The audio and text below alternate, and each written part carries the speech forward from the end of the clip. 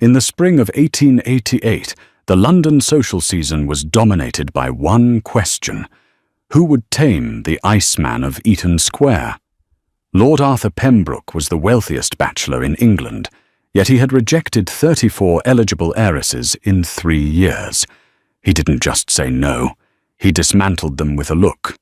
But history tells us that arrogance often precedes a fall. He thought he was untouchable until he walked into a ballroom and locked eyes with the one woman he was never supposed to see. She wasn't a princess. She wasn't an heiress. She was the one woman his grandmother had chosen to destroy him, or save him. This is the true, untold story of the Pembroke scandal. The rain in London did not wash things clean. It merely made the grime of the city glisten. For Lord Arthur Pembroke, the Earl of Blackwood, the weather was the only honest thing about the city.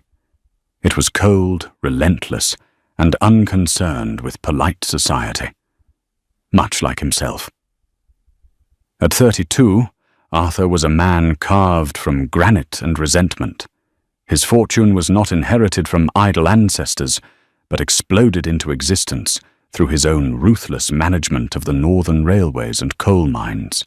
He possessed the kind of wealth that made frantic mothers push their daughters into his path at Hyde Park, dropping handkerchiefs like white flags of surrender. He stepped out of his carriage in front of the Pembroke townhouse on Grosvenor Square, ignoring the footman who rushed to hold an umbrella over him. He strode inside, stripping off his wet gloves. "Your grandmother is waiting in the blue drawing room, my lord." The butler, distinctively aged and weary, murmured. "She has been striking the floor with her cane for the better part of an hour." Arthur sighed, the sound sharp in the cavernous hallway. "Get me a brandy, Higgins. A double." He entered the drawing room. The air smelled of lavender and old dust. Sitting by the fire, looking like a vulture wrapped in black silk, was the Dowager Countess Beatrice Pembroke. She was 80 years old, half blind, and possessed a mind sharper than a guillotine. "You're late!" Beatrice snapped, her clouded eyes fixing on the blur of his arrival. "I was working, grandmother. Someone has to pay for the armada of servants you keep employed," Arthur said, pouring his own drink since Higgins hadn't arrived yet. "Work," she scoffed. "You use industry as a shield, Arthur. I heard about last night. Lady Sarah Churchill left the Omnium gathering in tears. You told her that her conversation was as engaging as a wet wool blanket."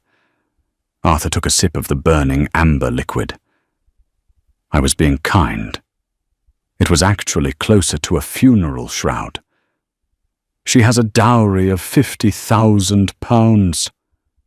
"I made £50,000 before breakfast on the Liverpool Exchange," Arthur countered, leaning against the mantel. "I do not need a wife for money. I do not need a wife for status. And I certainly do not need a wife who giggles every time I inhale." Beatrice slammed her cane onto the floorboards. The sound cracked like a pistol shot. "You need an heir. The Pembroke line ends with you. Do you want your cousin Silas to inherit? That gambling, lecherous rat." Arthur's jaw tightened. Silas was indeed a plague upon their family tree. "I will marry when I find a woman who possesses a distinct personality. Someone who isn't a carbon copy of every other debutante trained to flutter her lashes and play the pianoforte badly. You have rejected 34 women, Arthur. The Iceman, they call you. You are becoming a pariah." Beatrice leaned forward, the firelight catching the gold handle of her cane. "So, I have decided to intervene." Arthur laughed, a cold, humorless sound. "You've been trying to intervene for a decade. This time is different. I am tired of your standards. I have chosen a bride for you." Arthur set his glass down. "No. You haven't even heard her name. It doesn't matter. If she is your choice, she will be some high-born stiff with a pedigree better than a prize horse and a brain the size of a walnut. I refuse." "If you refuse," Beatrice said, her voice dropping to a dangerous, quiet register, "I will release the codicil on your grandfather's will. The one regarding the Blackwood deed." The room went silent. Arthur froze. The Blackwood deed was the only vulnerability he had, a legal technicality regarding the land his primary factories stood on. If she triggered it, she could freeze his assets for years in litigation. It was nuclear blackmail. "You wouldn't?" he hissed. "Try me." She smiled, revealing yellowed teeth. "Her name is Bella. You will meet her at the masquerade ball on Friday. You will dance with her. And if you are not engaged by the end of the season, I will burn your empire to the ground." He looked right through me today. I was standing not 3 feet away, holding the dowager's shawl, and his gaze passed over me as if I were a piece of furniture. A coat rack, a lamp. It is a strange superpower. Being poor. It renders you invisible to men like the Earl of Blackwood. Bella Halloway closed her journal and hid it beneath her mattress. She was 24 years old, past the age of being a promising young thing. She was a paid companion, a glorified servant with the speech patterns of a lady, but the bank account of a pauper. Her father had been a brilliant but reckless professor of history who died, leaving Bella and her younger, sickly brother, Thomas, with nothing but debt. To pay for Thomas's medicine, Bella had sold her pride and entered the service of the terror of London, Dowager Countess Beatrice. "Bella!" The shriek came from the floor below. Bella smoothed her plain grey dress, the uniform of her invisibility, and ran down the stairs. In the drawing room, Arthur was pacing. He stopped when Bella entered, but again, he didn't look at her. He looked at the space she occupied. "Grandmother, I need the details for Friday," Arthur was saying, ignoring Bella entirely. "Bella has them," Beatrice said, waving a hand. "Bella, tell him." Bella took a breath. She had observed Lord Arthur for months. She knew he took his tea with lemon, hated the smell of lilies, and paced when he was cornered. She also knew he was cruel. "The masquerade is at the Kensington Hall, my lord," Bella said, her voice steady. "You are to wear the Venetian black mask. The lady your grandmother selected will be wearing emerald green." Arthur finally turned his head. For a second, his steel-grey eyes met hers. He seemed surprised that the furniture could speak. "Emerald green," he repeated, looking bored. "Subtle. And who is this paragon of virtue? Lady Windermere's daughter? The Duke of Kent's niece?" "I am not at liberty to say," Bella replied. Arthur sneered. "A game. I hate games." He turned back to Beatrice. "I will be there. I will dance. But do not expect a proposal. I will find a flaw in her within 5 minutes, Beatrice. I always do." He stormed out. Bella watched him go, feeling a strange mixture of pity and anger. "He is a difficult man, madam," she said softly. Beatrice chuckled, a dry, rattling sound. "He is a wounded animal, my dear. He thinks the world wants him only for his money. He needs a shock. He needs to see something real." Beatrice beckoned Bella closer. "Now, about your dress for Friday." Bella frowned. "My dress? I am not attending, madam. I have to tend to—" "You are attending," Beatrice interrupted, "and you will not be wearing grey." The Kensington Hall ballroom was a sea of silk, feathers and diamonds. The heat was stifling, smelling of expensive French perfume and melting wax. Arthur stood near the edge of the dance floor, wearing a black half-mask that did nothing to hide the scowl on his mouth. He had been cornered by 3 mothers already. He was scanning the room for emerald green. He wanted to get this over with. Identify the target, find her flaw. Perhaps she had a shrill laugh, or she was too short, or she had opinions on politics she didn't understand, and then reject her. "My lord." The voice came from behind him. It was low, melodious, and lacked the breathless desperation he was used to. He turned. She stood there, encased in emerald silk that clung to a figure he hadn't expected. The dress was modest in cut, but bold in color. She wore a mask covered in peacock feathers that obscured the upper half of her face. But her mouth was pale pink and set in a line of amusement. "You must be the sacrificial lamb," Arthur said, bowing stiffly. "And you must be the butcher," she replied. Arthur blinked. No one spoke to him like that. "My reputation precedes me." "Your reputation is loud enough to shatter glass, my lord. Shall we dance? The sooner we dance, the sooner you can dismiss me and return to your brooding." She held out a gloved hand. Arthur took it. Her grip was firm, not limp. They moved onto the floor for a waltz. Arthur was an excellent dancer, purely out of discipline, but this woman, she moved like water. She followed his lead, but maintained her own gravity. "So," Arthur said as they spun, "tell me about your lineage. Let's get the resume over with. Who is your father? Which estate do you hope to renovate with my money?" "My father is dead," she said calmly, "and I have no interest in your money. I find great houses drafty and depressing." "Then why are you here?" "Because your grandmother is a very persuasive woman, and because I was curious." "Curious about what?" She looked up at him, her eyes flashing behind the mask. "To see if you were as miserable as you look in the society pages." "You are." Arthur missed a step. He recovered instantly, but he was rattled. "I am not miserable. I am discerning." "You are lonely," she corrected. "There is a difference. You stand on a mountain of gold, shivering because you won't let anyone build a fire." Arthur stopped dancing. They were in the middle of the floor, people swirling around them, but he felt a sudden, terrifying isolation. "Who are you? Does it matter? You've already decided to reject me. You're looking for the flaw. Have you found it yet?" "You are insolent." "Honest," she corrected. "And that is why you won't marry me. You want a puppet, Arthur. You claim you want a woman with spirit, but the moment one speaks truth to you, you call her insolent." She pulled her hand away. "Thank you for the dance, my lord. You may tell your grandmother you tried." She turned and walked away, disappearing into the crowd.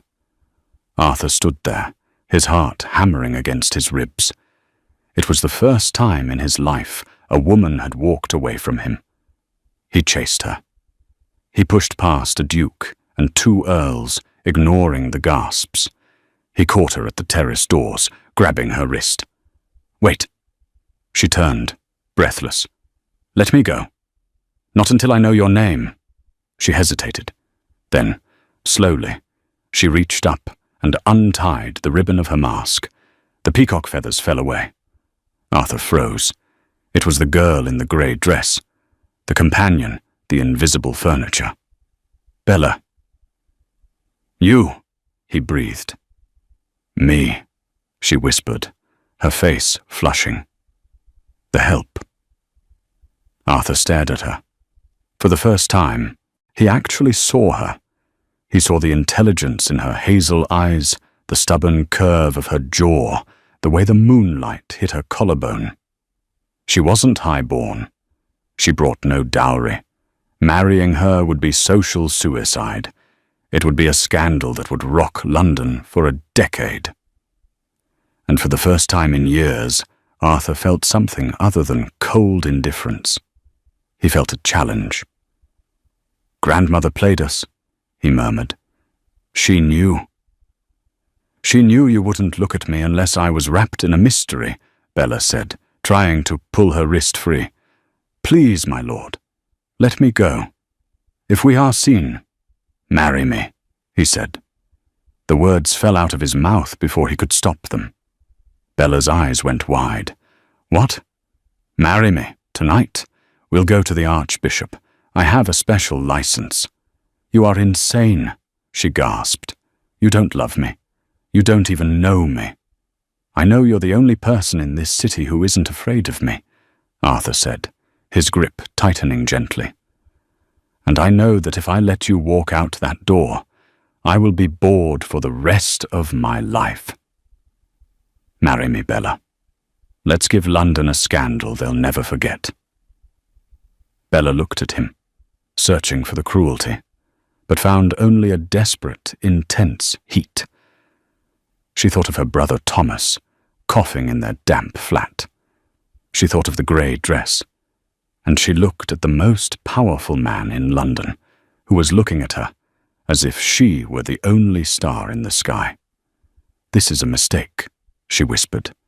The best one we'll ever make, he vowed. The scandal did not just break, it detonated.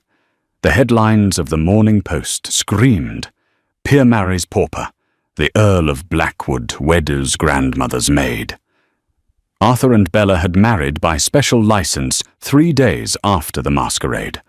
There was no grand ceremony, no choir at St. Paul's, and no guests other than a smug Dowager Countess Beatrice and a seething, silent Silas Pembroke.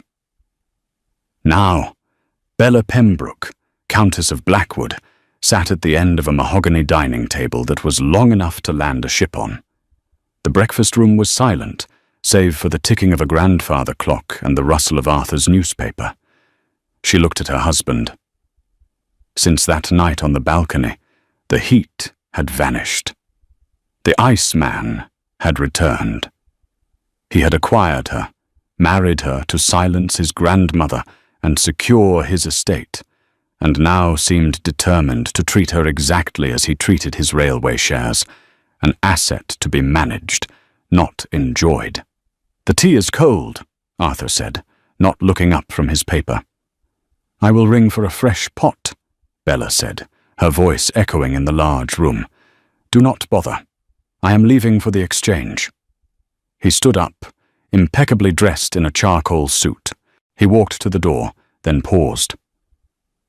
My solicitors have deposited an allowance into a private account for you. Buy clothes, buy jewellery. You look... He gestured vaguely at her simple morning dress. Insufficient. Bella gripped her napkin. Insufficient?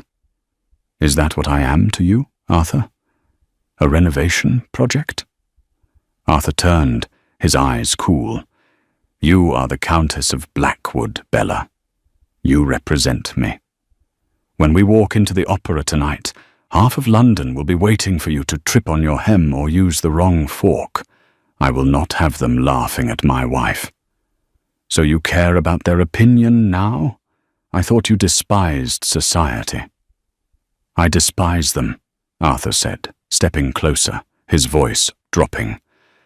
But I will not let them win. You are my choice, rash as it may have been, and I do not make mistakes. Do not prove me wrong. He left. The door clicked shut. Bella slumped in her chair. The luxury of Blackwood House was suffocating. The servants whispered when she walked by. The housekeeper, Mrs. Danvers, a stern woman, loyal to the old ways, looked at Bella with barely concealed contempt, as if expecting her to steal the silver. But Bella had a secret reason for enduring this. That afternoon, cloaked in a heavy veil, Bella slipped out the servants' entrance. She hailed a hansom cab, giving an address in the grimy district of Whitechapel, a world away from the golden cages of Mayfair. She arrived at a crumbling boarding house. Inside, the air smelled of boiled cabbage and sickness. Thomas? She whispered, entering a small, dark room. Her brother lay on a cot, his face pale and beaded with sweat. He coughed, a wet, rattling sound that tore at Bella's heart. Thomas was 19, brilliant, and dying of consumption, tuberculosis. The doctors said he needed clean air, Switzerland or the coast, treatments that cost a fortune. "Bella?" Thomas rasped. "You shouldn't be here. If the Earl finds out—" "He won't," Bella said, pulling a heavy pouch from her reticule. It contained the entire allowance Arthur had given her that morning for dresses. "I have the money, Thomas. I'm moving you to the clinic in Brighton tomorrow. The best doctors." Thomas looked at the money, then at her wedding ring. "At what cost, Bella? He is a monster. I read the papers. He is complicated," Bella lied, smoothing his hair. "But he has saved us. You will get well, Thomas. I promised, Father." She didn't tell Thomas that Arthur knew nothing of him. She knew Arthur's paranoia about fortune hunters. If he knew she was siphoning his money to a sick relative within days of the wedding, he would view it as the ultimate betrayal, confirmation that she was just another leech after his gold. She had to keep Thomas a secret until she could prove her loyalty. It was a dangerous gamble, and she didn't know she was being watched. Across the street, sitting in a dark carriage, Silas Pembroke watched Bella exit the slum boarding house. A cruel smile spread across his face. "So," Silas muttered to himself, lighting a cigar, "the little saint has a secret life in the gutters. Interesting." Happiness in the house of Pembroke had always been a foreign currency, rare, suspicious, and usually counterfeit. But as June bathed London in a golden, humid haze, the impossible began to happen at Blackwood House. The Iceman was thawing. It wasn't a sudden explosion of joy, but a slow, terrified opening of a door that had been bolted shut for decades. It started in the library. Arthur had been struggling with the schematics for a new bridge in the north, a headache pounding behind his eyes.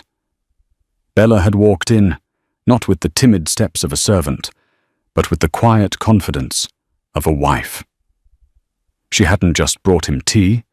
She had looked at the blueprints, traced a line with her finger, and pointed out a structural redundancy that his engineers had missed. That night, they didn't sleep in separate rooms.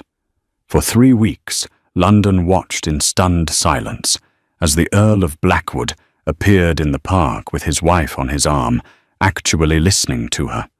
He bought her books, not just jewels. He came home early from the exchange. The servants, usually silent as ghosts, began to whisper that the house felt lighter, as if the heavy velvet drapes had finally been pulled back to let the sun in. But Arthur's newfound happiness was fragile. It was built on the shaky foundation of his own disbelief. He was waiting for the other shoe to drop. He had spent 32 years believing that anyone who claimed to love him was lying. He was a man holding a crystal glass with a trembling hand, terrified that if he squeezed too tight, it would shatter. And in the shadows, Silas Pembroke was waiting with a hammer. Silas had not been idle. While Arthur was discovering the novelty of affection, Silas was dissecting Bella's life with the precision of a surgeon. He had followed her hackney carriage on Tuesdays and Thursdays. He had bribed the driver. He had stood on the corner of a filth-strewn street in Whitechapel, watching the Countess of Blackwood disappear into a tenement that smelled of boiled cabbage and slow death. Silas knew about the money. He had the bank ledgers. Bella was siphoning thousands, amounts that could buy a country estate, and pouring them into that slum. But Silas needed more than just financial impropriety to destroy Arthur. He needed emotional devastation. He needed to prove that Bella wasn't just a thief, but a whore. The opportunity arrived on a Tuesday afternoon. A letter, sealed with cheap wax, had been left on the hall table for Bella to post. Silas intercepted it before the footman could take it. He retreated to the study, slit the envelope with a silver knife, and read the contents. A slow, reptilian smile spread across his face. It was perfect. It was innocent enough if you knew the truth, but damning if you didn't. And Silas knew exactly how to frame it. Arthur returned home at 5 o'clock, shaking the rain from his coat. He was humming a tune, a rare occurrence. He had purchased a first edition of Dante for Bella, a surprise he was absurdly eager to give her. "Where is her ladyship?" Arthur asked Higgins. "She has gone out, my lord. She said, charity work." Arthur frowned. The rain was torrential. "In this weather?" "She was quite insistent, sir." Arthur walked into his study, the unease pricking at the back of his neck. Sitting in his leather armchair, waiting for him, was Silas. "Get out, Silas," Arthur said, his good mood evaporating instantly. "I have no patience for your gambling debts today." "I'm not here for money, cousin," Silas said, his voice low and gravely serious. He didn't stand up. He looked at Arthur with a performance of deep, pained pity. "I am here because... God, Arthur, I don't know how to tell you this. I tried to ignore it. I tried to tell myself I was crazy." Arthur set the book down on his desk. "Tell me what?" "You've been happy lately," Silas said, standing up and walking to the window. "It's been good to see. It's why I hesitated. But a man cannot let his own blood be played for a fool. Speak plainly or leave," Arthur snapped, though his stomach began to churn. Silas turned. "You married a mystery, Arthur. A woman with no past. A woman who needed money. Did you never wonder where she goes on Tuesdays? Did you never wonder why she asks for so much cash, yet wears the same 3 dresses?" "She gives it to the church," Arthur said, though he realized he had never actually verified this. "The church of the flesh, perhaps," Silas murmured. He reached into his jacket and pulled out a leather folder. He tossed it onto the desk. It landed with a heavy thud. "What is this?" "Evidence, Arthur. The bank drafts. She has withdrawn £4,000 in 6 weeks. And this?" Silas placed the stolen letter on top of the pile. "I intercepted this today. It is addressed to a man named Thomas. She calls him T." Arthur stared at the letter. He didn't want to touch it. Touching it made it real. "Read it," Silas urged gently. "Please, Arthur. Before she comes back and spins another web." Arthur picked up the paper.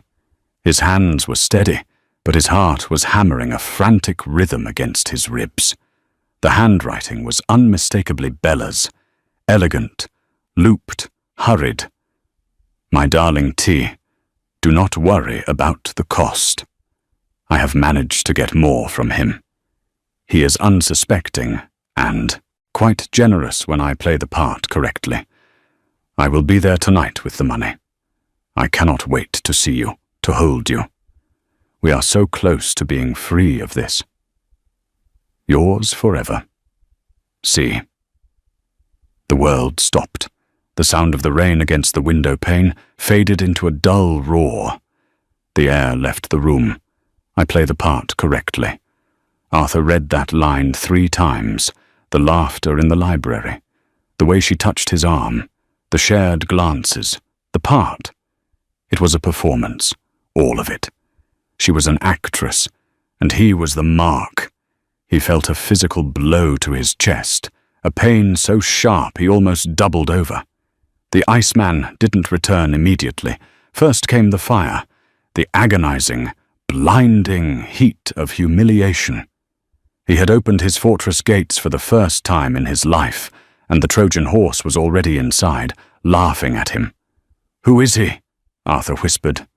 His voice sounded like grinding stones. "A young man," Silas supplied helpfully. "Handsome, I'm told. Living in Whitechapel. She pays his rent.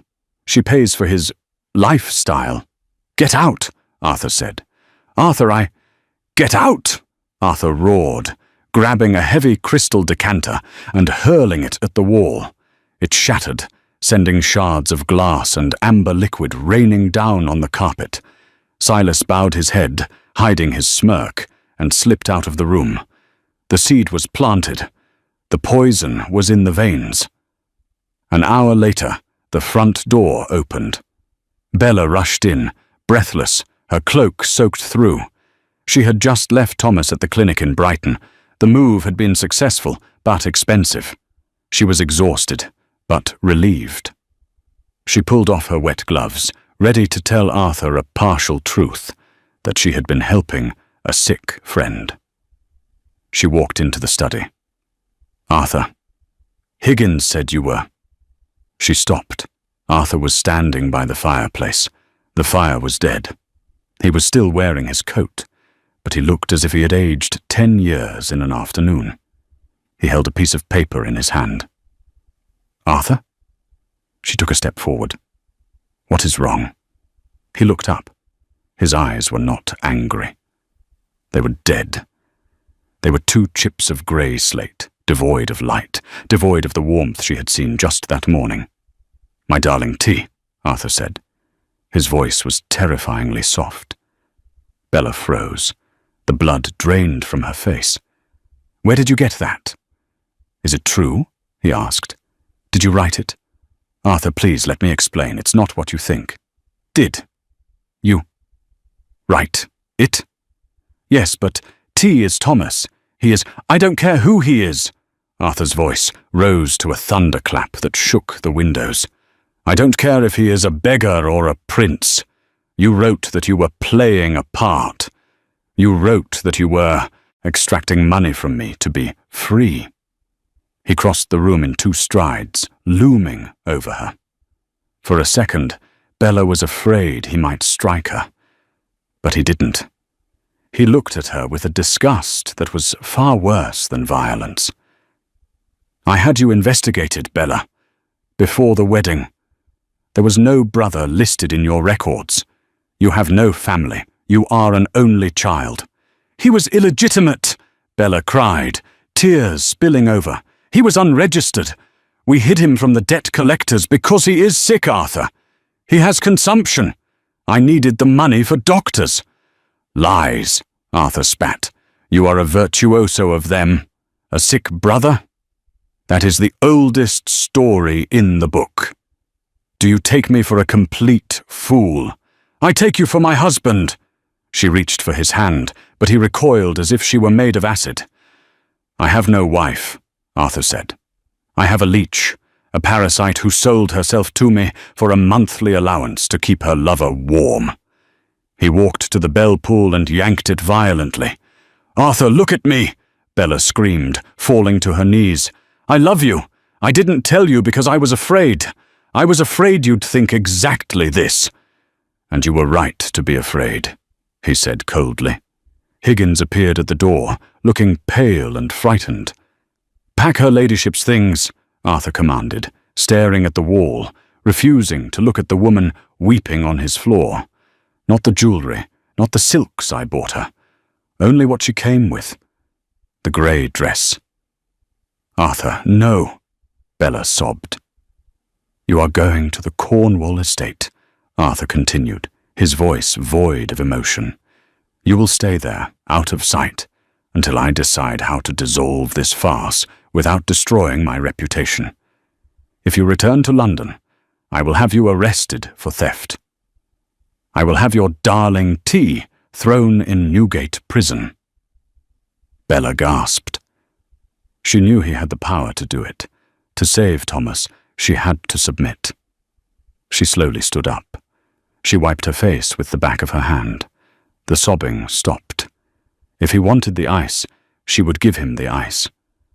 "You are making a mistake, my lord," she whispered, her voice trembling but clear. "One day, you will find the truth. And on that day, I hope your pride keeps you warm. Because I will not be there." Arthur didn't turn around. He poured himself a brandy, his hand shaking so badly the bottle clinked against the glass. He heard her footsteps recede. He heard the front door open and close. And then, finally, Arthur Pembroke collapsed into the chair, buried his face in his hands, and let the darkness take him completely. The garden was empty. The snake had won. The dower house sat on the edge of the Cornish cliffs, a bleak stone cottage battered by the Atlantic winds. For 2 months, it had been Bella's prison. She'd lived like a ghost. The allowance Arthur had threatened to cut off was indeed frozen, but Mrs. Danvers, the housekeeper who had seen the truth in Bella's eyes, had secretly sent a small packet of banknotes, enough for food, but not enough for Thomas's treatments. Every morning, Bella walked to the village post office to mail a letter to Blackwood House.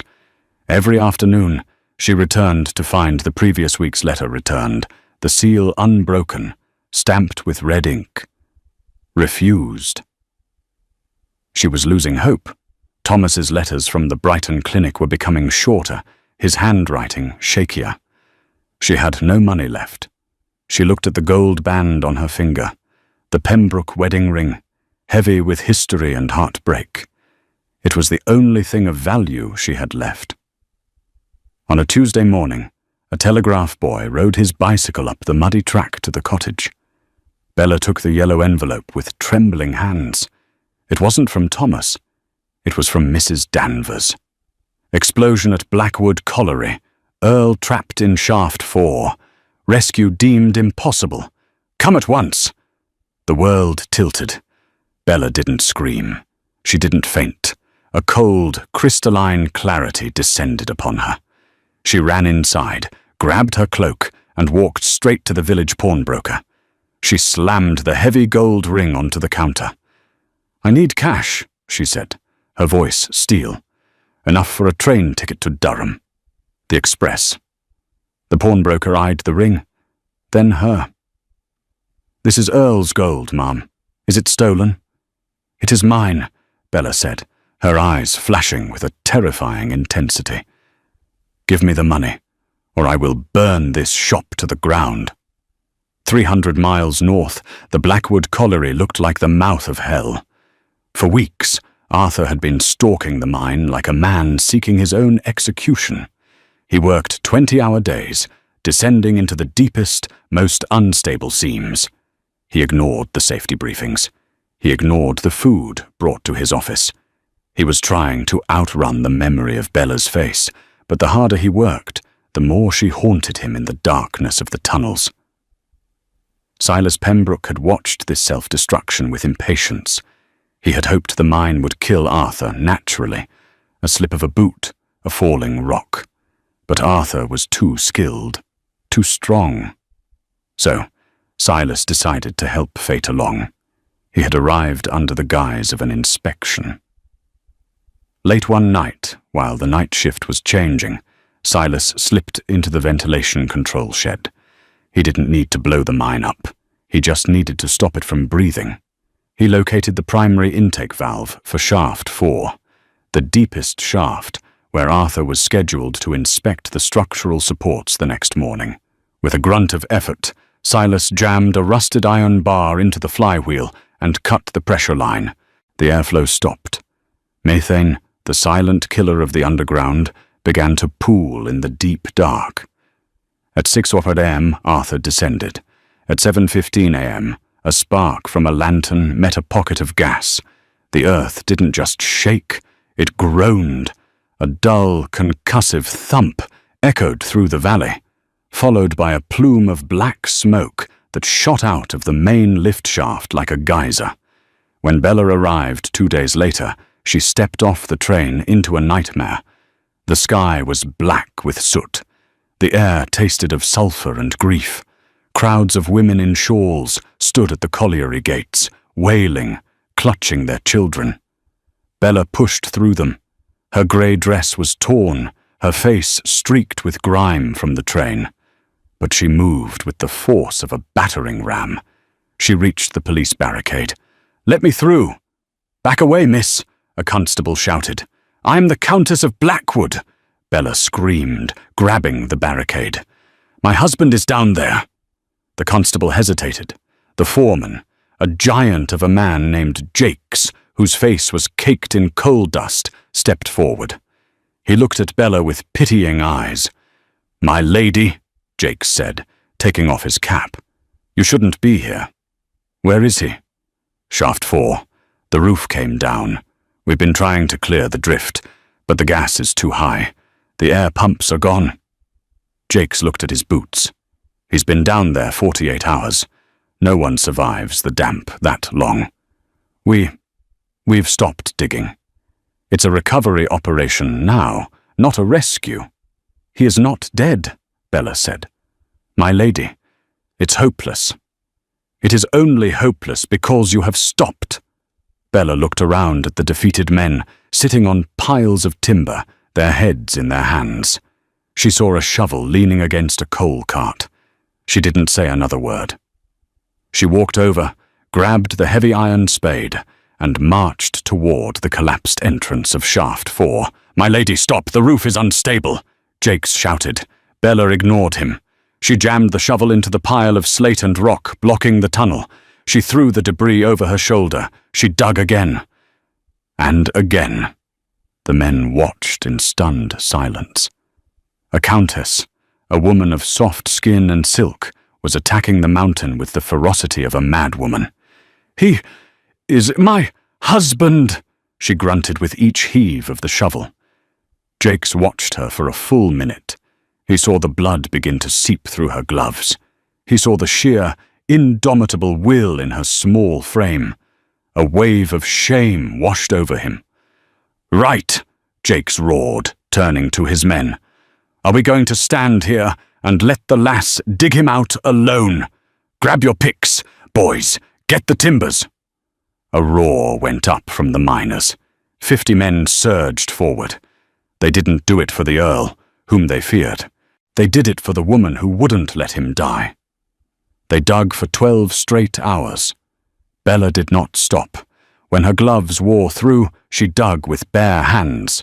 Her palms blistered, then broke, turning the handle of the shovel slippery with blood. Jakes tried to make her stop, but she snarled at him, like a wolf protecting its mate. We're through, a voice shouted from the front. There's a void. Jakes crawled into the small opening they had cleared. Bring the lantern. They scrambled over the jagged rocks into the suffocating darkness of the pocket. The air was thin and foul. Over here. Arthur was half buried under a fallen beam. He was curled on his side, his face grey, his lips blue. He wasn't moving. Bella scrambled over Jakes, heedless of the sharp rocks tearing her skirts. She fell to her knees in the coal dust beside him. Arthur? Her voice was a cracked whisper. She placed her bleeding hands on his face. He was ice cold. Arthur, please. Breathe. She put her ear to his chest. A heartbeat. Faint, erratic. But there. He's alive, she sobbed. Get the stretcher. Now. Arthur's eyelids fluttered. He was floating in a dark, painless void. He had accepted death hours ago. He had spent his final conscious moments regretting every cruel word he had spoken to, the only woman who had ever mattered. He felt a warm touch on his face. He forced his eyes open. Through the haze of grit and death, he saw a face hovering above him. It was streaked with black soot, the eyes red-rimmed and wild. Angel, he rasped, his voice barely a sound. Bella choked back a sob, wiping the dust from his forehead with her thumb, leaving a smear of her own blood on his skin. No, you stubborn, foolish man, she wept. It is your wife. Bella. A single tear cut a track through the coal dust on his cheek. You came back. I never left, she whispered. I just had to dig a little deeper. As the miners lifted him onto the canvas stretcher, a shadow watched from the doorway of the site office, 200 yards away. Silas lowered his binoculars. His face twisted into a mask of pure, distilled hatred. He lives, Silas muttered, crushing his cigar under his boot. Impossible.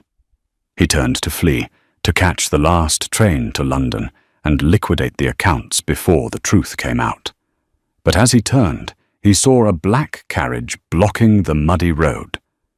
Standing in the rain, leaning heavily on her cane, was the Dowager Countess Beatrice. Beside her stood the Chief Constable of Durham. "Going somewhere, Silas?" Beatrice's voice cut through the rain like a whip. "I suggest you don't run.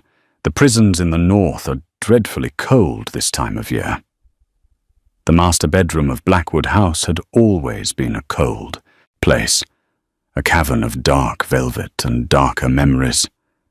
But when Arthur Pembroke finally floated up from the black depths of unconsciousness, the room felt different. It smelled of iodine, beeswax, and lemons. Arthur tried to take a breath, but his chest felt as though it were encased in iron bands. He let out a low groan, the sound scraping against his raw throat. "Shh! Don't move." The voice was soft, familiar, and laced with an exhaustion that broke his heart. Arthur turned his head on the pillow. The movement made the room spin, but when his vision cleared, he saw her. Bella was sitting in a wing-back chair pulled uncomfortably close to the bed. She was asleep, her head lolling against the upholstery. She looked terrible. Her face was pale, drawn, and shadowed with dark circles. But it was her hands that made Arthur's breath hitch in his throat. They were heavily bandaged, wrapped in thick layers of white gauze like clumsy mittens. The memory crashed into him with the force of a locomotive. The mine, the darkness, the sound of a shovel striking rock, the woman who had dug through the mountain with her bare hands to find him. "Bella!" he whispered. Her eyes snapped open instantly. There was no grogginess, only immediate, sharp alertness. She leaned forward. "Arthur, can you hear me?" "Water!" he rasped. She moved to the bedside table. He watched her struggle. Her bandaged hands were clumsy, her fingers stiff and useless. She tried to lift the crystal pitcher, but she couldn't grip it. She bit her lip, wincing in pain, trying to use her palms to cradle the glass. "Stop," Arthur croaked, ignoring the fire in his ribs as he tried to sit up. "Stop it." "I can do it," she insisted, her voice trembling. "Bella, look at your hands." She froze. She looked down at the bandages, then back at him. "They will heal. The doctor said the scarring will be minimal." "You did that for me," Arthur said, the tears pricking his eyes, hot, unfamiliar tears that he hadn't shed since he was a boy. "After I threw you out. After I called you a whore." "Why?" Bella set the glass down and sat on the edge of the bed. "Because you are my husband, Arthur. And because you are an idiot. I don't deserve you," he whispered, turning his face away. The shame was a physical weight, heavier than the rocks that had buried him. "I read the letter. Darling T. I thought." "I know what you thought," Bella said softly. "You thought I was like everyone else. You thought I saw you as a bank vault to be cracked." Silas said. "Silas is in Newgate prison," Bella interrupted, her voice hardening. "Your grandmother arrived the day after the explosion. She brought the police. She brought the bank records. She exposed everything." Arthur closed his eyes. "I almost died, believing you hated me. And I would have deserved it. Arthur, look at me." He turned back to her. "I didn't tell you about Thomas because I was ashamed," she confessed. "Not of him, but of my poverty. I was afraid that if you knew I came with a sick, dependent brother, you would see me as a burden. I wanted you to love me first. I wanted to be your wife, not your charity case." "You could never be a burden," Arthur vowed, reaching out to gently touch her wrist, avoiding the damaged skin of her hands. "I will spend the rest of my life making up for the things I said to you in that study. I will crawl if I have to." "No crawling," Bella managed a weak smile. "But you will have to explain yourself to the other man." Arthur stiffened. "What?" "I brought him here. The doctors in Brighton said he was well enough to travel, and I wasn't going to leave him alone again. He's waiting in the hallway." Bella stood up and walked to the door. She opened it and beckoned to someone unseen. "Thomas, come in." Arthur braced himself. Part of him still expected a rival, a dashing, healthy man who had charmed his wife. A young man shuffled into the room. He leaned heavily on a cane, his frame thin and fragile. He looked to be about 19, though sickness had aged him. He wore a suit that was clearly second-hand and too large for his gaunt shoulders, but it was his face that silenced Arthur's demons forever. Thomas had Bella's eyes. He had Bella's chin. He had the same way of tilting his head when he was nervous. The resemblance was so undeniable that Arthur felt like the world's greatest fool for ever doubting it. "Lord Blackwood," Thomas said, his voice raspy but polite. He looked terrified. I wanted to thank you. Bella told me everything you've done, the clinic, the treatments. She says you are the reason I am still alive." Arthur looked from the boy to Bella. She had lied to her brother. She had told Thomas that Arthur was a benefactor, a hero, protecting Thomas from the knowledge that Arthur had actually tried to cut them off. She had protected Arthur's reputation even when he was destroying hers. The magnitude of her grace shattered him. Arthur cleared his throat, pushing down the lump of emotion. "You are welcome, Thomas," he lied, stepping into the role she had created for him. "But we are going to do more than just the clinic." "Sir." Thomas blinked. "I hear you have an interest in medicine," Arthur said, his voice gaining strength. "A man with your constitution understands sickness better than any healthy doctor could. When you are recovered, I will pay for your tuition at Cambridge. You will study medicine. You will be the best damn doctor in London." Thomas's mouth fell open. He looked at Bella, stunned. "Bella? Is he serious?" Bella was weeping silently, her hand over her mouth. "I am very serious," Arthur said. "Consider it a family investment." Thomas bowed, tears in his own eyes. "Thank you, my lord. Thank you." Mrs. Danvers appeared at the door to usher Thomas back to his room for rest. When the door clicked shut, leaving Arthur and Bella alone again, the silence was no longer heavy. It was electric. Arthur held out his hand, his uninjured hand. "Come here." Bella moved to him, careful of the bandages. He pulled her down so her head rested on his uninjured shoulder. "I love you," Arthur whispered into her hair. "I have loved you since the moment you took off that peacock mask and looked at me with those defiant eyes. I was just too much of a coward to admit that I could be loved back." "You're not a coward," Bella murmured, closing her eyes. "You're just a work in progress, and I am very patient." 4 years later. The grand ballroom of Blackwood House had not seen a party in 20 years. Tonight, however, it was the beating heart of London. The chandeliers, polished to a diamond brilliance, cast a golden glow over 500 guests. The air smelled of pine, cinnamon, and expensive champagne. The orchestra played a Strauss waltz that swirled through the room like a warm wind. Lord Arthur Pembroke stood by the great fireplace, a glass of punch in his hand. He was 36 now, and the hard lines of his face had softened. The Iceman was gone. In his place was a man who laughed easily. "They are still terrified of you, you know," a voice said. Arthur looked down. Thomas, now filling out his tuxedo quite nicely, stood beside him. He was in his 2nd year of medical school, healthy and thriving. "Let them be terrified," Arthur grinned. "It keeps the business meetings short. Where is grandmother?" "Holding court in the Blue Room. She's currently telling the Duke of York that his moustache is asymmetrical." Arthur chuckled.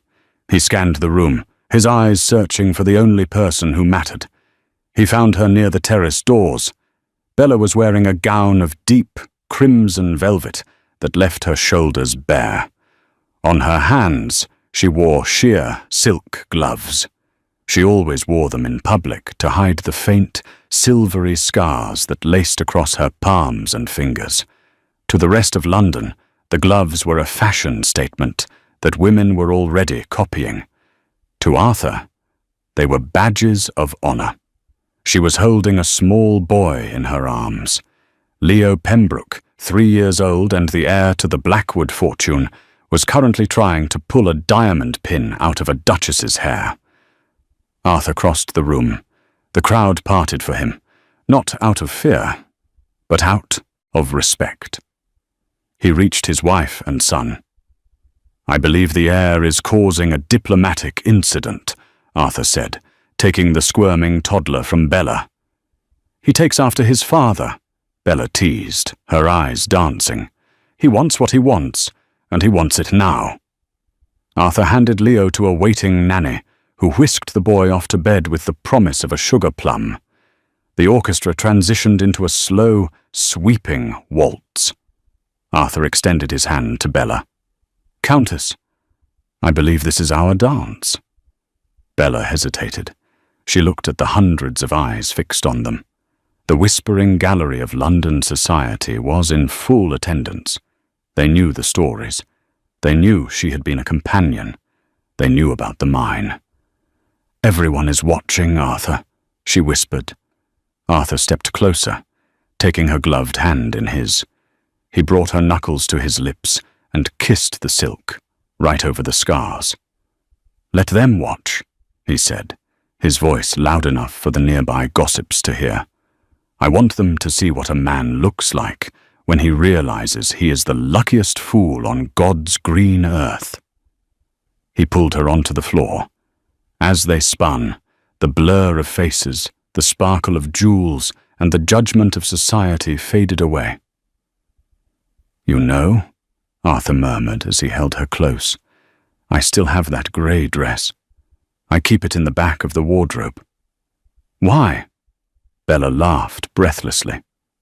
"To remind me," Arthur said, looking deep into her eyes, "that the greatest treasure I ever found wasn't in a gold mine or a bank vault.